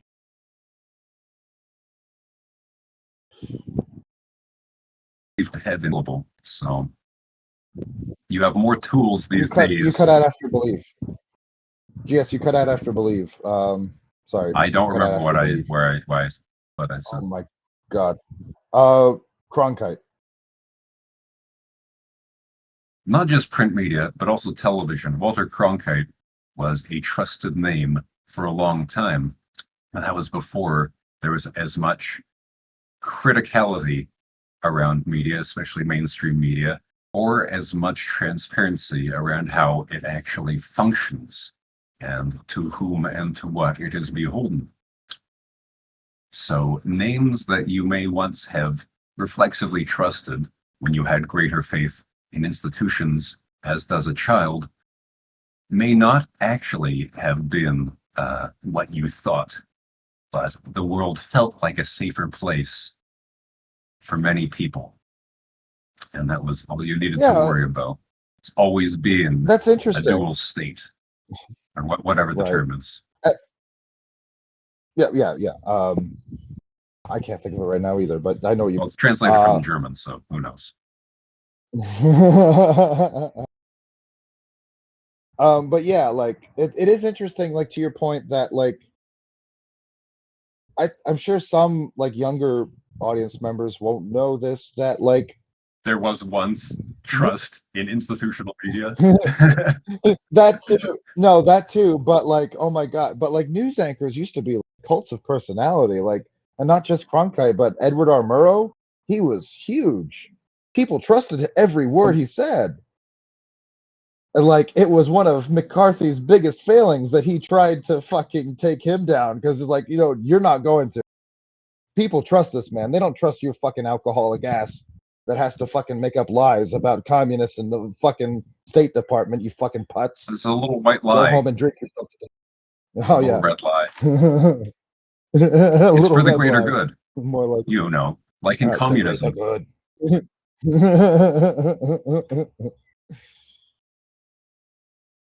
Yeah, just another opportunistic who, thinks he can get ahead just by bullshitting. Yeah. And then he was disgraced. Well, he did so much good in what little time he had with us. Oh my God. So much good. God. It is interesting in this movie, though, that not only the sensationalistic reporting during the crime wave, but also uh, sort of the Greek chorus's reaction to the exploits in the popular image of Dick Tracy in universe. We hear Dick Tracy for, police commissioner, Dick Tracy for governor, Dick Tracy for president. And we hear Dick Tracy ruined. That is the court of public opinion. Yeah. Absolutely. That makes a lot. Makes a what? I said that makes a lot of sense for the. For the what? Sorry, hold on. Cut out because my wire. I hate these fucking wires. I need to find a different system. But for now, he's got a wire, boys. Anyway, what was I saying? I don't know. You weren't paying attention either. Apparently not. Something about the media. Oh, it makes sense for the narrative, but it also rings true, right? Because we do, even at the time, there was absolutely sensationalist media that targeted celebrities, and not just, like Hollywood actors or whatever, directors, but also, like if there was like a prominent cop or someone that did something wrong, like they would absolutely go after Or that. prominent criminal. Prominent criminal, absolutely. We just talked about the mobsters, how they inspired a lot of the villains in this, and like, yeah, they were absolutely sensationalized. Most of them to their deaths. Yeah, and that is now more of a known issue, in that if you sensationalize or could be interpreted as glorifying something, then you are part of it's a marketing machine. Right. Which is why absolutely. Forgot my word again. Why we shouldn't give serial killers cutesy nicknames. Serial killers and terrorists. Because a lot of serial killers in particular seem to, at least the ones who get caught, seem to, enjoy the notoriety. And some of them even, revel in challenging law enforcement to be able to catch them. Per Zodiac. Yes. Oh my God. We got into that. And arguably Zodiac did it to himself, Well, not arguably, he did it to himself. He named himself Zodiac. He fucking submitted shit to the papers and quote unquote forced them to print it under the guise of, knocking off kids on a school bus if they didn't. So, it was his monster that he created, and it also ended up being his ultimate downfall. And, we get into that on the Zodiac series. Check that out if you haven't.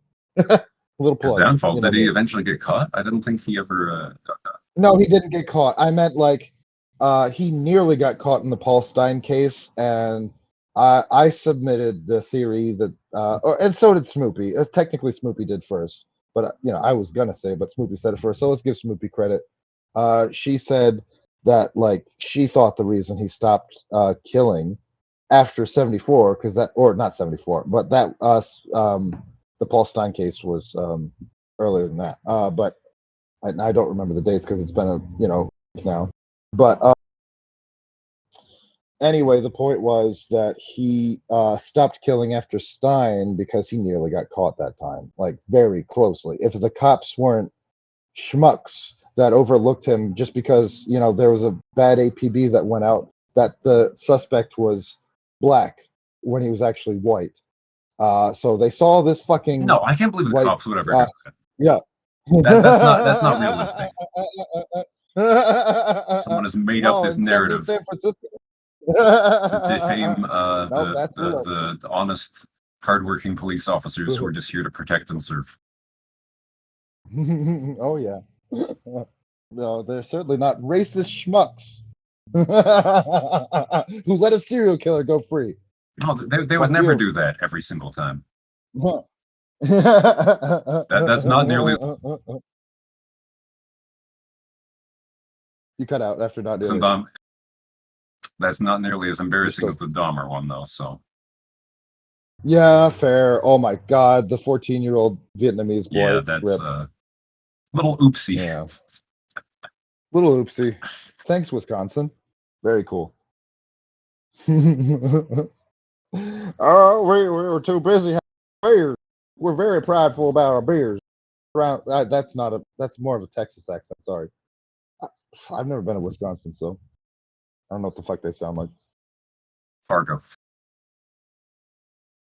Fargo. That's no. That's Minnesota. Minnesota. It's close enough. Minnesota. It's close enough.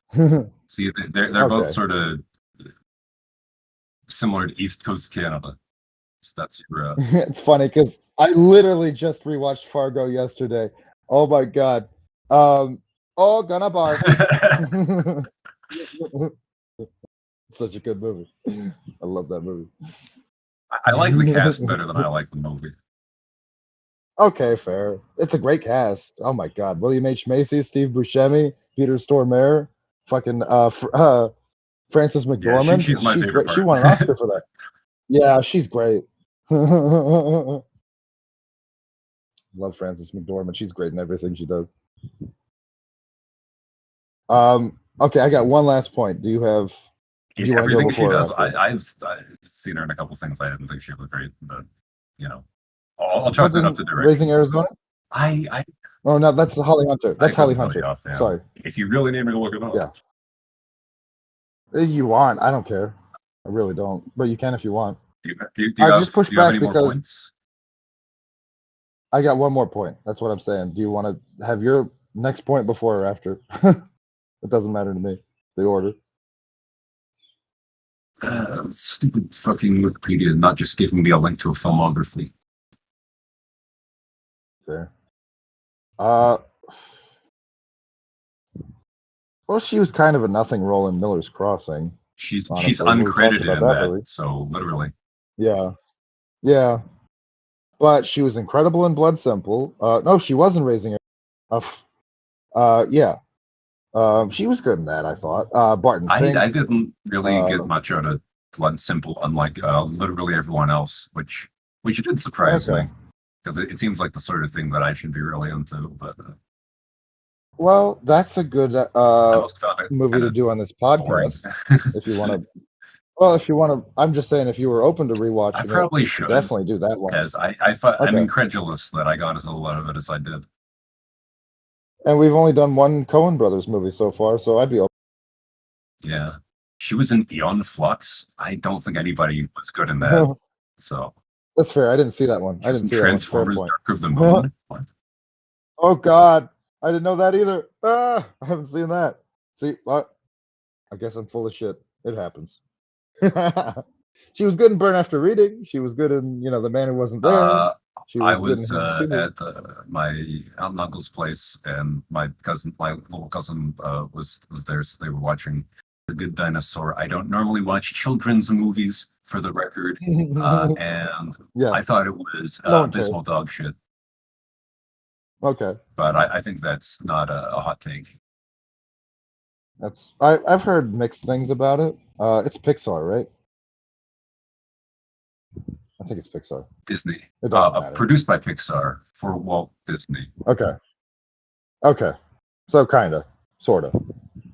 Yeah, Pixar Disney joint should not suck that hard. Right. And it didn't help that I was watching it on a TV that had the 60 frame per second interpolation, and that just makes everything look like God.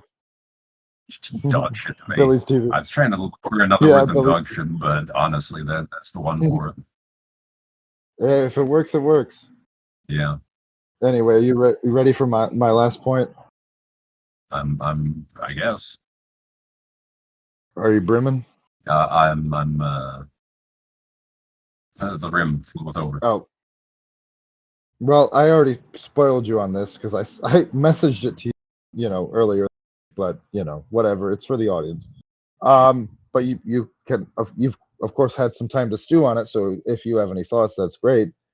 But yeah, Al Pacino was of course nominated for an Oscar for Best Supporting Actor for this film, which was unheard of at the time for a comic adaptation. When they did get nominated for stuff at the Academy, it was usually for low stakes stuff that they would have considered low stakes. Not me, but like they would have considered art direction low stakes, because that's what Batman '89 was nominated. and won, I believe. Yes, it won for art direction. But at this time, that was getting an Oscar or an acting Oscar nod. That is a total upset. Along with Whoopi Goldberg winning Best Supporting Actress for Ghost the same year, the Academy would have considered Ghost a horror movie at the time and frowned upon it. Of course, they marketed it heavily as a romance thriller to get around that, and they succeeded. But what was the result of this? Two-pronged assault. Silence of the Lambs won the Big Five: Best Picture, Best Director, Best Actor, Best Actress, and Best Adapted Screenplay the very next fucking year. I think that's fucking amazing. Like, that's a great historical context for this movie, even, and Ghost. Yeah, but to what can we attribute that? Was there a change in the Right. criteria, or the judges, or was it just the zeitgeist? Not the zeitgeist. It's the latter. Yeah. Just the zeitgeist. It's sort of like, it's funny because it's what the Academy has tried to do consciously several times over the years, which is appeal to more general audiences, and they usually fail spectacularly at it. But when it's not intentional, like, I think if this wasn't based on any intentionality, it just kind of happened that way. It really works sometimes. Like, because I think Silence of the Lambs deserved it. Your mileage may vary on that, but I think it's a great movie, and it was the last movie to win the Big Five. It's happened a few times. This was the last time it happened, 1991, or technically the 92 season. The Oscars, they happened the following year after the movie. I think it's okay. What was it up Anyway. against, though, for those categories? Anything Oh, good? yes, 91. Are you fucking kidding me? I don't like movies. I don't know anything about them. All right. I'll hit you. Let me pull up the full list. And yeah, I don't know. Silence of the Lambs it's okay. Another one of my very hot takes is that Anthony Hopkins' performance in it does not work for me. It's much too distractingly affected. It's someone who is trying to act. It's okay. And he's also not really in much of the movie. For a best actor win, he's in like 15 to 30 minutes of it, something in there. Yeah. Like, that's fucking wild. In an over 2-hour movie?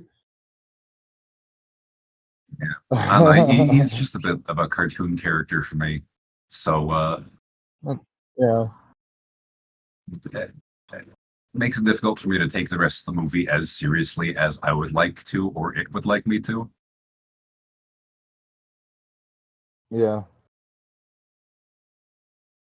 There And I'm was not a so let's yeah. Okay. but I do have a very nice purse. Okay. Yeah. Okay, let's just focus on Best Picture and Best Direction for 1991. Of course, Silence of the Lambs won. It was one of the movies it was up against, funnily enough, is a Warren Beatty movie, Bugsy. I think that's kind of funny. I'm not familiar with that also, movie. I only know Bugsy Malone is it's about Bugsy Siegel and his affair with Virginia Hill, mostly. Is it a good movie? I haven't seen it. Maybe I should. It's Barry Levinson. I love him. It depends, but usually does good stuff. It received 10 nominations, so must have done something right. Let me see what the critics thought of it, because I really don't know. I haven't heard much about this movie. There is a director's cut. Well, it's Warren Beatty. Well, he didn't direct it; he produced it. But Barry Levinson's a pretty good director too. 84% on Rotten Tomatoes, 64 reviews, 80 on Metacritic with 27 reviews. B on Cinema Score. Cinema Score, those people are stupid. I don't even know Cinema Score. I don't think I've been on that site. It's like a fan site. So it's like Metacritic, mostly, except cringe. I'll take okay. That's the clip for this episode. Roger Ebert gave it 4 out of 4 stars, saying Bugsy moves with a lightness that belies its strength. It is a movie that vibrates with optimism and passion, with the exuberance of the con man on. Interesting. Okay, I might check that out.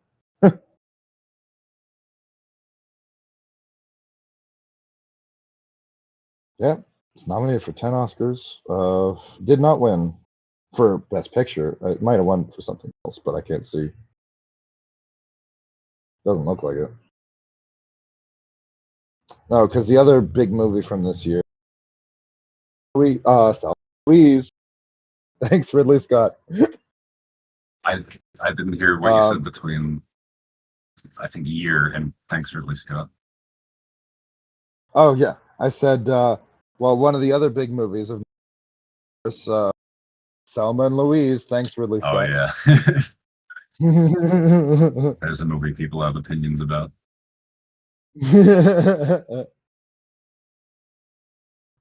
One of Brad Pitt's first roles, and he was a little asshole in that. Oh, he does play good little asshole. Yeah, Dick Tracy was nominated for all sorts of stuff. Yes. In even just the Academy Awards, nominated for Best Sound, Best Original Song, Best Makeup, Costume Design, Cinematography, Art Direction, Supporting Actor. I feel like it could have won a couple more of those, but he got Original Song. Yeah. But they hired Stephen Sondheim, and people like him. Stephen Sondheim. He's great. He did a good job. I wouldn't have known that. I guess I'll say they sound period accurate. They blend seamlessly. Yeah. They're well crafted for the thing. Well, he was on board with the tone. Yeah. One Best Makeup, which the makeup is such a strong flavor in this that I could see people going either way. Oh my god. Costume design. Okay, cinematography. What was it up against? 1990. See, I'm still in 91. You wouldn't let me get through the Best Picture noms. The next one was Beauty and the Beast, by the way. And then The Prince of Tides, which my mom loves, but I've heard it's not that great of a movie, honestly. That's Streisand and Nick Nolte. It's like a tragic romance kind of thing. Like whatever. I would watch it at some point, but it's not really my kind of thing necessarily. Dances with Wolves, one of the 1990. Yeah, fuck Dances with Wolves. It's a stupid ass movie. You heard it here first. There are so many movies that do that trope, the white savior trope, even better or subvert it, and that movie does not. It's so fucking transparent and 12 nominations. 1-7. Like fuck. Bunch of old fucking white people. But then they also nominated fucking Al Pacino for this comic book movie, so who the fuck knows? Well, it's a case of Al Pacino just being well cast and well directed, in that we don't know if he was directed at all. Here's your amphetamines, Mr. Pacino. Get knocking. Here's the script. Do what you will. You are not out. You're not out until you are dead. Then you are out. And she's got a great ass. Wrong movie. Yeah, but he does like all the Pacinosms except for that, Yeah. Two hands full of something. He does he looks down at the table while his arms in the sky, and then he slams the table, and he does I don't know, all the other ones that I recognize. Right. No, he definitely does. It's good. It's so good here, though. Oh my god, I love fucking. And oh god, so fun. All right, that's all I got. You got anything else? Oh god, Dick Tracy was tied for second with nominees with 7. The other one it's tied with is The Godfather Part 3, which also featured Al Pacino, of course. 1990 was a very Al Pacino sort of year. 99. Yeah. Yeah. It's the Pacino era. The Scent of a Woman was 92, so yeah, fair. Hooah! Very silly movie, but it's comfy Who let for him me, keep so I doing don't that? mind I it. mean, why don't we, mention him in the same breath as like Nick Cage more? I think there's a parallel to be made. Fair. Yeah, no, fair. I get it. Yeah. Like just over the top choices. You have to that cast them mostly correctly and work. direct them properly, and then they're Yeah. good or entertaining. I'll say. Yes. Also, again, I will say if you haven't seen it, check out Spider Noir. An excellent show. Nicolas Cage kills it. They all kill it. Brendan Gleeson is great. Everyone in that fucking show is great. Just fucking watch it if you haven't. It's on Amazon. Well, that's good because there's nothing quite as sad as seeing a bad Brendan Gleeson performance, and I have seen a couple in bad movies. Fair.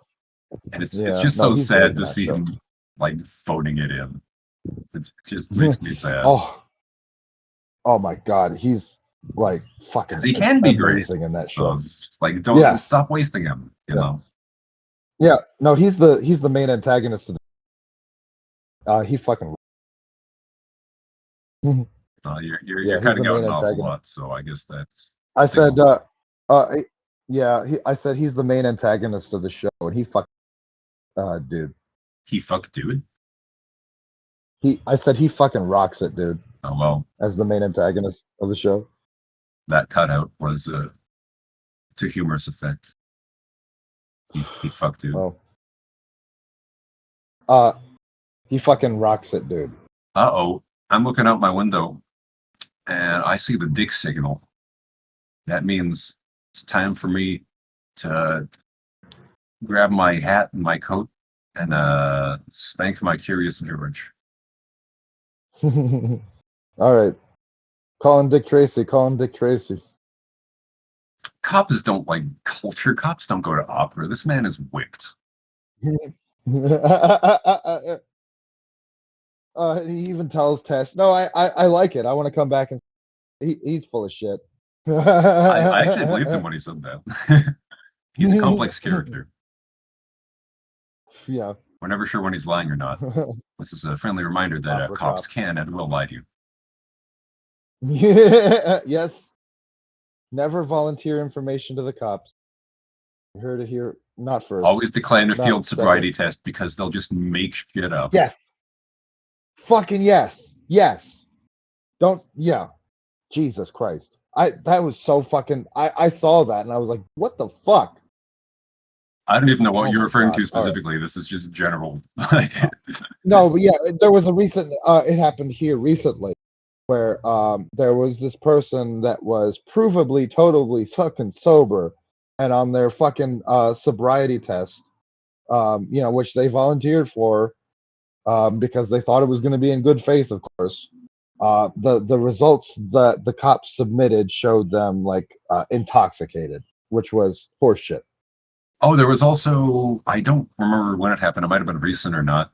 There was Tiger Woods was arrested for DUI, even though he blew a 0.00. He was found with a 2 Percocet in his pocket. So they thought, oh, surely he must be on drugs now, even though the man has had like 6 million surgeries. And they thought he must be intoxicated because he was walking funny after his 6 million surgeries. Jesus Christ. Oh, fucking stupid. Yeah. All right. I've had enough about police brutality. Let's call it on this one. So we've been talking about, of course, the 1990 film. Dick Tracy. God. Written or co-written and directed and produced by Warren Beatty and also written by Jim Cash and Jack Epps Jr., who I mentioned before, also wrote Top Gun and Legal Eagles, based on characters by Chester Gould, produced by, I already said that, and starring Warren Beatty, and Al Pacino, Madonna, Glenn Headley, Charlie Korsmo, Dustin Hoffman, James Keane, Charles Durning, William Forsythe, Seymour Castle, Paul Sorvino, Mandy Patinkin, Catherine O'Hara, Edo Ross, James Caan, James Tolkien, Michael J. Pollard, Henry Silva, R.J. Armstrong, Estelle Parsons, and Dick Van Dyke. All right, fun movie. Dick v. Dick, better shoot quick. What was the joke about Dick Van Dyke's name? It was like just like synonyms. Penis Van Lesbian or something. That always tickled me for some stupid fucking reason. Penis Van Lesbian. Fucking stupid. All right. Yeah, Dick of the Dyke. Me Cinema. Reich. Me Reich. Oh Jesus, dude! What the fuck?